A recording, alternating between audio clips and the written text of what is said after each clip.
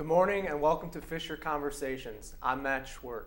Today's topic is advertising, new media, and public relations influence on political campaigns.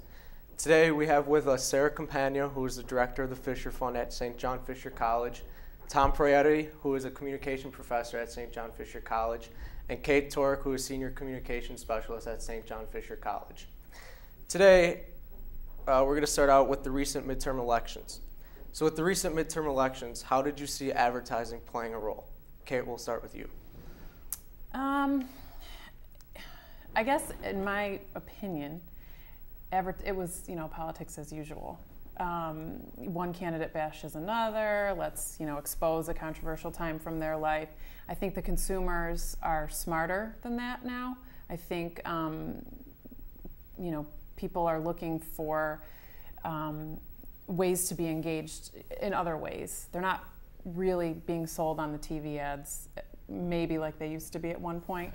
And I think people are just sick of politics as usual, even when it comes to advertising. And I think an important point in TV advertising, especially early on in the campaign, is what we call name recognition. So if you're running against somebody like Louise Slaughter, or if you're running against a Dan Maffei, it's really important just that you get your name out there. If you can get your name out there and attach a little buzz to it, even whether it's negative or positive, and there's a lot of evidence to indicate that both negative and positive do work, right. It's not a bad idea.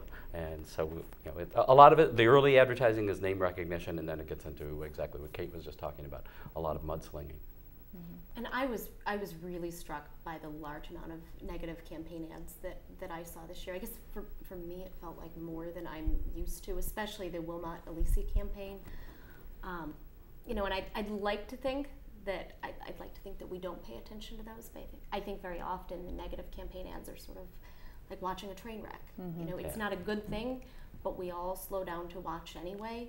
And I found myself even, as I was at the ballots, thinking about those ads as I'm filling in my little bubbles. And that's one of the things that Sarah just pointed out is somebody who teaches advertising and teaches media, is what you just did was what's called unaided recall, and you indicated that it worked for you all the way into the voting booth. So if it's working at that level, and all the research that we have indicates that it does work at that level, and you're an educated person, so imagine how a less media literate, less educated person might be really easily influenced by such advertising. But I think also Kate made a really good point about we probably have to look at multiple platforms, because it's not just TV anymore, or not just radio. There's a whole slew of media platforms that we have.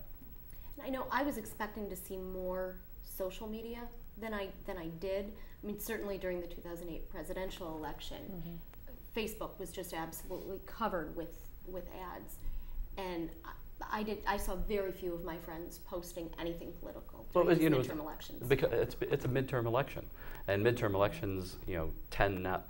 First off, they tend to draw about 1/2 of the turnout that a presidential election does.